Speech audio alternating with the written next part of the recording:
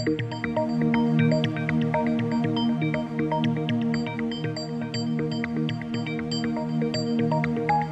to the Deep Dive. Today we're looking at something absolutely fundamental in law, not just here in South Africa, but globally. It's the principle of Pacta Sunt Servanda. It sounds quite grand, doesn't it? But it simply means agreements must be honored.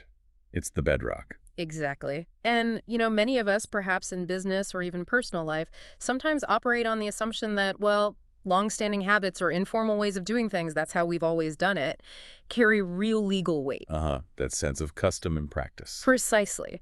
But as we'll explore today, the law, particularly contract law, often sees things very, very differently. It certainly does. Clarity tends to be king. So our mission in this deep dive is to really demonstrate how this powerful principle, Pacta Sunt Servanda, works in practice. We'll do this by unpacking a specific and quite recent South African case, Silverbird Property Development versus Khans Tyres Exhaust. A very interesting case, yes. From 2025, heard in the Johannesburg High Court. That's the one. And through this case, we want to show how our judiciary rigorously prioritizes what's actually written down the explicit terms of a contract.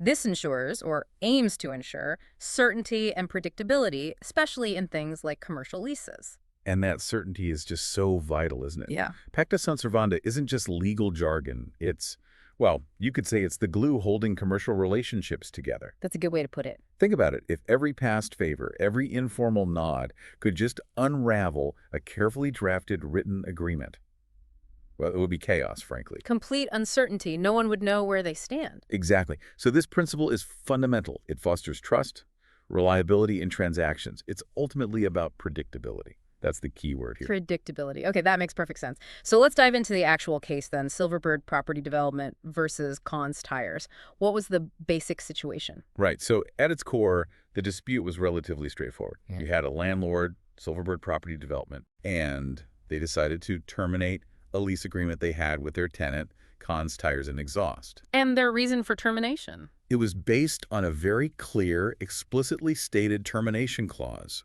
right there in the written lease agreement. The clause specifically allowed the landlord to terminate the lease early for the purpose of undertaking planned renovations. So a clear contractual right exercised for a stated purpose within the contract itself seems fairly straightforward. You would think so, but obviously Khans Tyres didn't see it that way. Right. So given that Silverbird had this explicit clause, what was Khans Tyres' argument against the termination? How did they try to, fight it? This is where it gets interesting and really highlights the issue we're discussing. Khans Tyres' entire defense, their whole argument, rested heavily on past practices. Okay, so that how we've always done things idea. Precisely. They essentially argued, look, in the past, even when previous leases expired, we were often allowed to stay on, sometimes for quite extended periods, on an informal basis. This history, this pattern of behavior, they argued, should imply that we have a right to extend the lease now, despite the termination clause. So they were pointing to a history of perhaps leniency or informal arrangements, rather than the strict letter of the current written agreement. Exactly that. They were appealing to custom, to past conduct, not the black and white text of the contract. And how did the court respond to that line of reasoning? Well, this is where the principle of Pacta Sunt Servanda really showed its teeth. The court's ruling was decisive. It firmly upheld the landlord's right to terminate based on that explicit clause.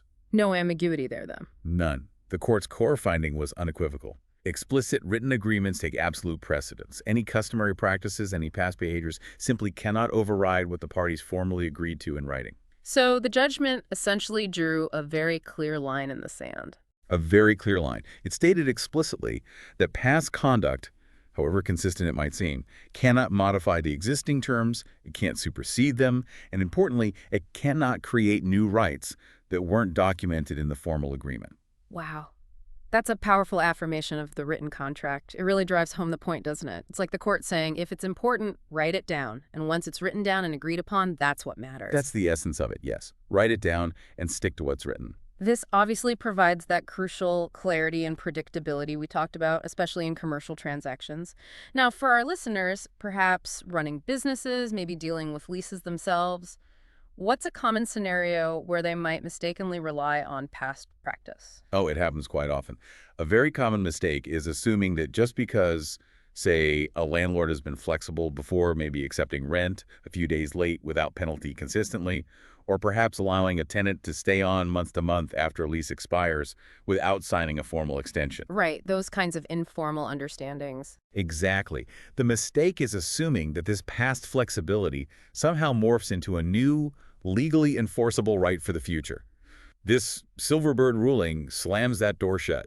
It says, very clearly, that past leniency does not create a future right. So the implication then is that if you want to change the agreement, say renew a lease or alter terms, you absolutely must do it formally. Absolutely. Parties are now, well, they always were, but this reinforces it. They're strictly obliged to negotiate any lease renewals, any modifications formally, and crucially, put those changes into writing. An addendum, a new agreement, whatever it takes. You simply cannot rely on pointing back to how things were handled informally in the past. That history is legally irrelevant if it contradicts the written terms. It has to be documented and agreed upon formally and precisely. That's a really critical point because it fundamentally impacts how landlords and tenants should manage their expectations and their ongoing relationship. It does. This strong affirmation of Pacta Sunt Servanda, of honoring the written agreement, fosters an environment where adherence to those agreed terms is paramount. Which, in turn, should help avoid disputes later on. Hopefully, yes. It works to mitigate potential disputes because, ideally, both parties understand their precise obligations and rights from the outset, as stated in the contract. It leaves far less room for ambiguity or arguments based on he said, she said, or but we always used to. It encourages, perhaps, healthier commercial relationships because the ground rules are clear and written down. Precisely. It sets a very clear benchmark for behavior and expectations for everyone involved. What's in the contract is what counts, period. So wrapping this up, what's the main message for you, our listener, from this deep dive? The Silverbird Property Development versus Khans Tyres and Exhaust case really hammers home the vital importance of Pacta Sunt Servanda. It absolutely does. It underscores how central this principle is to upholding stability and predictability in contracts under South African law. And it serves as a strong reminder, doesn't it? For anyone entering into or managing lease agreements, or really any contract, you need to be vigilant. You need to read, understand, and strictly follow those written terms. Vigilance is key.